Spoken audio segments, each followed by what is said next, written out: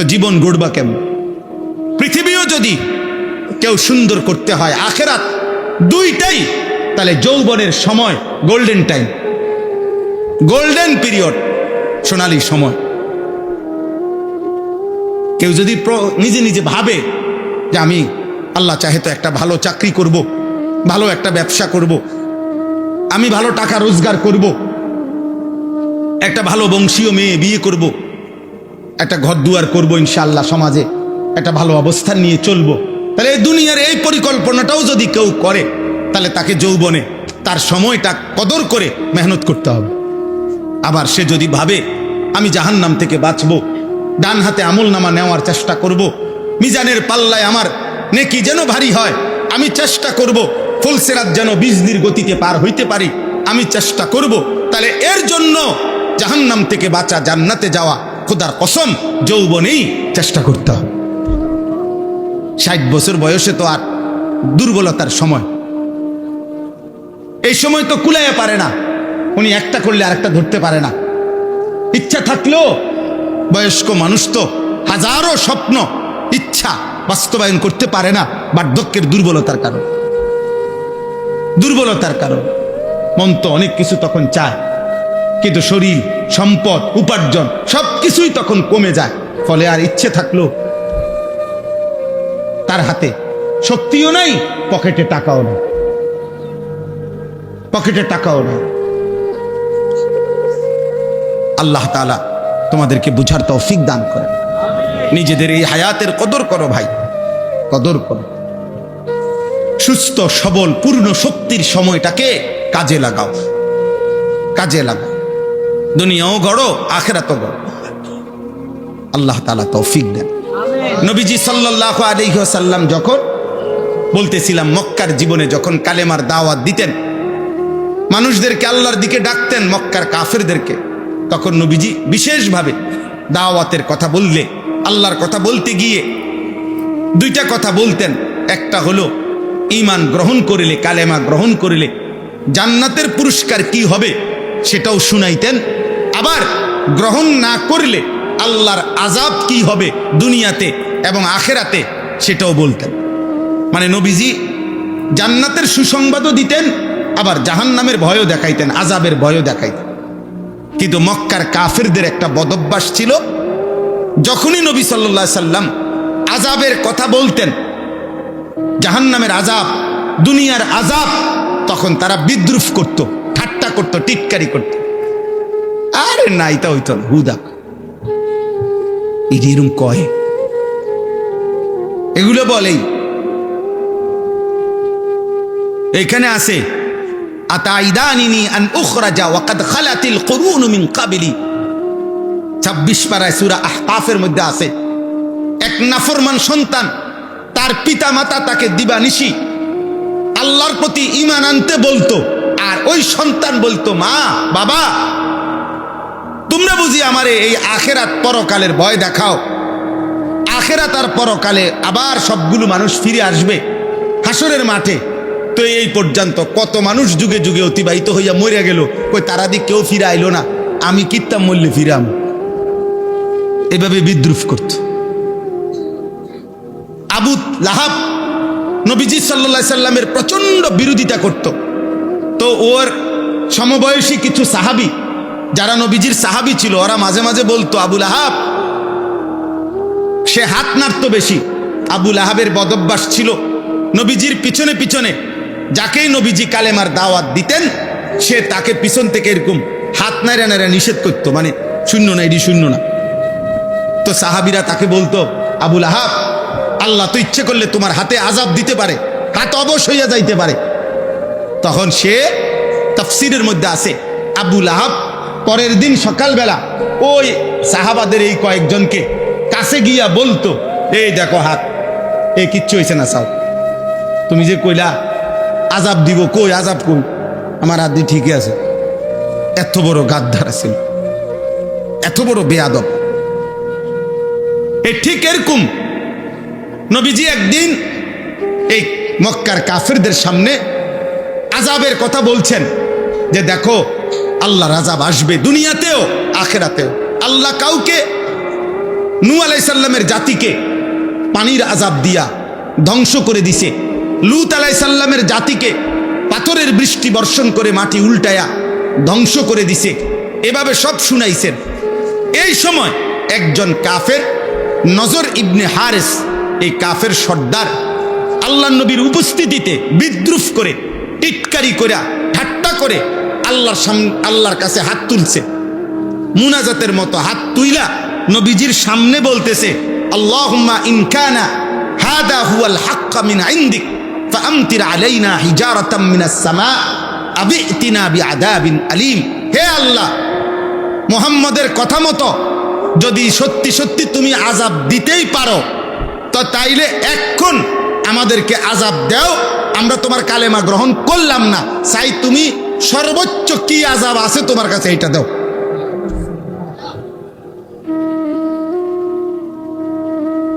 চিন্তা করছেন এ কেমন গাদ্দার? কারো ব্যক্তিগত যোগ্যতা কেউ হেদায়েত পায় না, এই বিষয়টা শুধুই কেবল আল্লাহ তাআলার ফয়সালা। ফাইন্নাল্লাহা ইউদিল্লু মান ইয়াশা ওয়া ইয়াহদি মান ইয়াশা। আল্লাহ বলে নিশ্চয়ই আল্লাহই যাকে চান গুমরাহ করে, আল্লাহই যাকে চান হেদায়েত দেন। ফালা তাযহাব নাফসুকা আলাইহিম হাসারাত। আল্লাহ তাআলা বলেন, নবী অতএব বারবার আপনি কালেমার দাওয়াত দেওয়ার পরেও কেউ চূড়ান্ত প্রত্যাখ্যানই করছে, বারবার কোনোভাবেই ফিরতেছে না, আপনি এই কারণে ওই ব্যক্তির জন্য আফসুস করে নিজেকে শেষ করে দিয়েন, বরং আপনি আপনার জিম্মাদারি আদায় করবেন শতভাগ। বাকি ফয়সালা আমি আল্লাহর হাতে। ফয়সালা কার হাতে? আল্লাহ তাআলার হাতে। তো যেখানে রাসূলুল্লাহ সাল্লাল্লাহু আলাইহি ওয়াসাল্লামের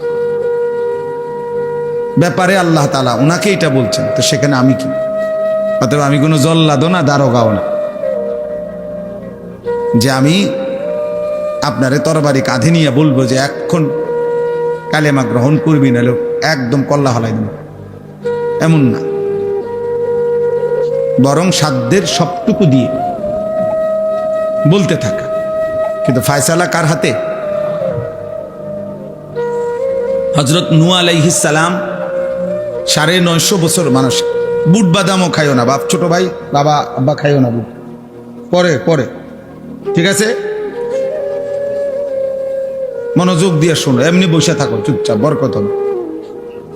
ছোট বাচ্চাদের জেহান শক্তি ভালো থাকে, এমনি শুনে থাকলেও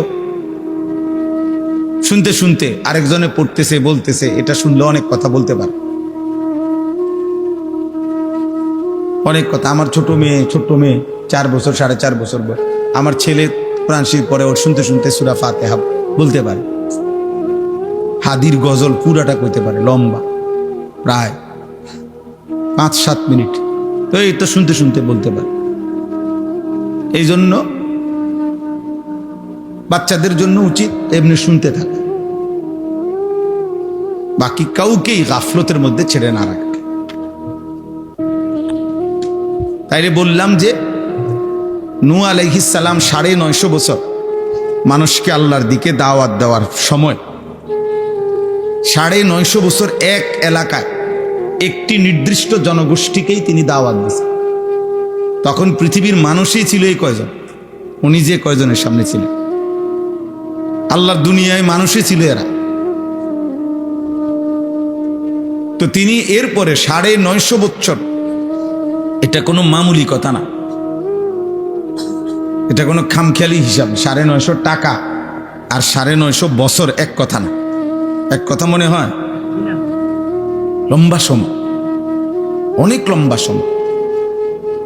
এই লম্বা সময় কথা বলেও তিনি বলতেন মানুষকে, ওয়ালা ইয়ানফাউকুম নুসহি ইন আরাদতু আন আনসাহা লাকুম ইন কানা আল্লাহু ইউরিদু আন ইউগভিয়াকুম হুয়া রাব্বুকুম ওয়া ইলাইহি তুরজাউন। তিনি বলতেন, হে আমার জাতি, আমি আমার নসিহত দিবা রাত্রি তোমাদেরকে আল্লাহর দিকে ডাকা, এটা কোনোই উপকারে আসবে না যদি আল্লাহ তোমাদের জন্য গুমরাহি, জাহান্নাম, পথভ্রষ্টতা আল্লাহ চেয়ে থাকে, তাহলে আমার নসিহত দিয়ে কোনো কাজ হবে না। হুয়া রাব্বুকুম, তিনিই তোমাদের রব, ওয়া ইলাইহি তুরজাউন, শেষমেশ তোমাদেরকে তার কাছেই ফিরে যেতে হবে। অতএব কোনো নওজোয়ান তুমি আমারে অবজ্ঞা করলা, টিটকারি করলা, ফেলে দিলা, উড়াই দিলা, কোনো অসুবিধা নাই, কারণ বিচার কোনো আমার কাছে না। তোমার বিচারও আমি করব না, আমার বিচারও তুমি করবা না, কাজে কোনো সমস্যা নাই, কোনো অসুবিধা নাই। এতে প্রত্যাখ্যান করলেও সমস্যা নাই, গ্রহণ করলেও কি নাই, সমস্যা নাই। মূলত যার কাছে ফিরতে হবে তার সাথে বোঝাপড়া করতে হবে, তিনি মহান আল্লাহ। অতএব আমাকে ফাঁকি দিলে, বাবা মাকে ফাঁকি দিলে, এই সমাজ এই দেশকে ফাঁকি দিলে, কোনো ফাঁকিবাজ কোনো পাপী যদি মনে করে সে চালাক, না, এটা চালাকির কিছু নাই। ওরা দেখলেও তেমন কিছু নাই, না দেখলেও তেমন কিছু। দুনিয়াবি কিছু ধমক, কিছু শাস্তি হইতে পারে, আবার নাও হইতে পারে, কিন্তু চূড়ান্ত মালিকের হাত থেকে ছুটবা কেন? রবের কাছ থেকে ছুটবেন কেন? আল্লাহ তাআলার পাকড়াও থেকে ছাড় পাবেন কিনা? আল্লাহ তাআলা কোরআনুল কারীমের মধ্যে বলছে, ইসরাফিল যখন ফু দিবে তো মানুষগুলো দিক বেদিক ছুটতে থাকবে। ইয়াকুলুল ইনসানু ইয়াউমাইদিন আইনাল মাফার। আর মানুষ তখন অস্থির, পাগল, মাতাল হয়ে একজন আরেকজনকে জিজ্ঞেস করবে, আজ পালাবো কোথায়? ভাই তুমি বলো, আমি কোথায় দাঁড়াবো? সে বলবে, আমারও জানা নাই, কারোই জানা নাই। কাল্লা লা ওয়াজার। আল্লাহ বলছে, না না বান, আজ কোথাও কোনো আশ্রয় নাই, জমিনের উপরে আর থাকা যাবে না। ইলা রব্বিকা ইয়াউমাইদিনিল মুস্তাকার। আজ শুধুই কেবল তোমার রব আল্লাহর কাছেই আশ্রয়, আল্লাহর কাছেই আশ্রয়। অতএব এটা জরুরি। এই কোরআন সুন্নাহর কথা, ওয়াজ মাহফিলের কথা, মসজিদের জুম্মার বয়ান, ওলামায়ে কেরামের নসিহত, চোখের পানি, আউলিয়ায়ে কেরামের দরদ মাখা বয়ান, এই সব কিছু দোস্ত আল্লাহর পক্ষ থেকে মূলত বলা, কিন্তু মূল ফায়সালা কার হাতে? ইব্রাহিম আলাইহিস সালাম এবং উনার আব্বা আজর, তো উনারাও বাপ পুত। ইব্রাহিম আলাইহিস সালাম, ইসমাইল আলাইহিস সালাম, উনারাও বাপ পুত। বুঝেন নাই হিসাবটা? কিন্তু এই বাপ পুত্র লক্ষবার চেষ্টা করছে বাবাকে ইমানদার বানাইতে, কিন্তু আল্লাহ তাআলা হেদায়েত দেন। আবার এই বাপ সন্তানকে ছোট্টবেলাতেই বলছে আল্লাহর কথা, যে আমি তোমাকে স্বপ্নে দেখছি, আল্লাহর হুকুমে জবাই করতেছি, তুমি কি বলো? ছেলে বলতেছে, নিঃসন্দেহে নিশ্চিন্তে আপনি আমার আল্লাহর হুকুম পালন করেন। তাহলে কি আশ্চর্য চিত্র! ইব্রাহিম আলাইহিস সালাম, তিনি তার পিতা, ওনাকে লক্ষবার বলেও চেষ্টা করেল, কিন্তু হেদায়েত মিলল না। আবার ছোট্ট বাচ্চা 8 বছর 12 বছর না হইতেই সেই ইব্রাহিম আলাইহিস সালামেরই সন্তান, সে আল্লাহকে চিনল। তাহলে ফায়সালা মূলত কার? আল্লাহ তাআলা। ফায়সালা মূলত আল্লাহ তাআলা। ইউসুফ আলাইহিস সালাম ছোট্টবেলাতেই ঘর হারা, একবার কূপে ফেলে দিল। এরপরে বণিক দল ওনারে বাজারে নিয়ে গেল, ভাইয়া তোমরা এগুলো ঠিকঠাক করতে করতে আমার টাইম শেষ হয়ে যাবে, ঠিক 45 বা 50 যখন বাজবে আমার বয়ান শেষ হয়ে যাবে, আমি 10টার ভিতরে গাড়ি তুলবো আবার ইনশাআল্লাহ। অতএব দয়া করে স্বেচ্ছাসেবক হোক, যেই হোক, প্রত্যেকেই চেষ্টা করেন এই অল্প একটু সময় কথা শুনতে। সময়টুকু কাজে লাগাইলে ফায়দা হবে। এই জন্য বললাম,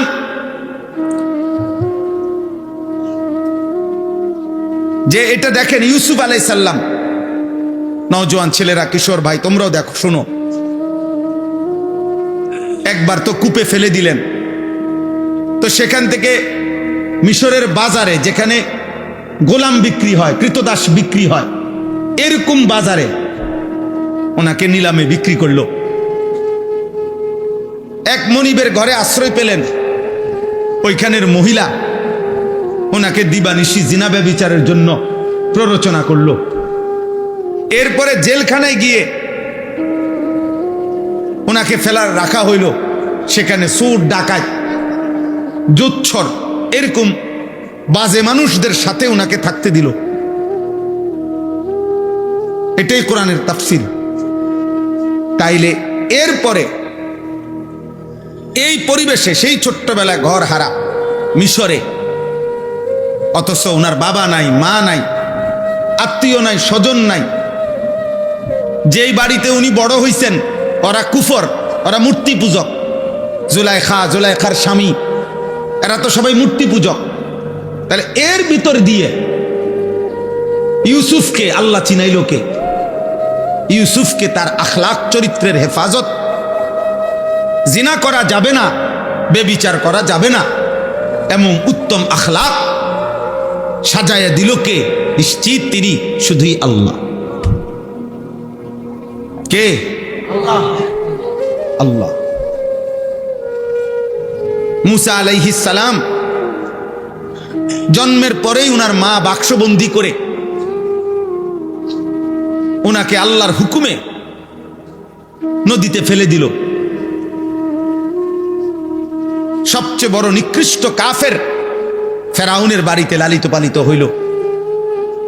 অথচ সেই তিনি যখন ফেরাউনের এলাকার থেকে চলে গেলেন ভিন্ন অঞ্চলে মাদায়েন, তখন আল্লাহর কাছে দোয়া করিলেন, আল্লাহ রব্বি ইন্নী লিমা আনজালতা ইলাইয়া মিন খাইরিন ফাকির। আল্লাহ, আমি এক অসহায়, ভিন দেশে আসছি, আমার এখানে কেউ নাই, আপনি আমার কাছে যা দিবেন এই মুহূর্তে আমার খাদ্য, আশ্রয় সবটার প্রতি আমি বড় ফকির, আমি বড় অভাবী, আমি আপনার দিকে মুখাপেক্ষী। তাহলে এই ছোট্ট জন্মের পর থেকে যে ফেরাউনের ঘরে লালিত পালিত হলো, অথচ তিনি আল্লাহ চিনলেন কেমনে? আল্লাহর কাছেই চাইতে হয়, এটা বুঝলেন কেমনে? ওনারে কে শিখাইলো, কে বুঝাইলো? এটা করলো কে? শুধুই আল্লাহ। আল্লাহর ফয়সালা। নূহ আলাইহিস সালাম নবী ছিলেন, অথচ ওনার স্ত্রী শেষ মুহূর্ত পর্যন্ত কাফের ছিল। কার ফয়সালা? লূত আলাইহিস সালাম নবী ছিলেন, অথচ শেষ মুহূর্ত পর্যন্ত ওনার স্ত্রী আযাবের মুহূর্তেও কাফের ছিল। নূহ আলাইহিস সালাম নবী ছিলেন, শেষ মুহূর্ত পর্যন্ত ওনার ছেলে কেনান, একটা ছেলে, সে মৃত্যুবরণ করেছে পানিতে ডুবে, কুফরি অবস্থা। তাহলে নবীর সন্তান হওয়ার পরেও হেদায়েত মিলল না। কার ফয়সালা? আল্লাহর ফয়সালা।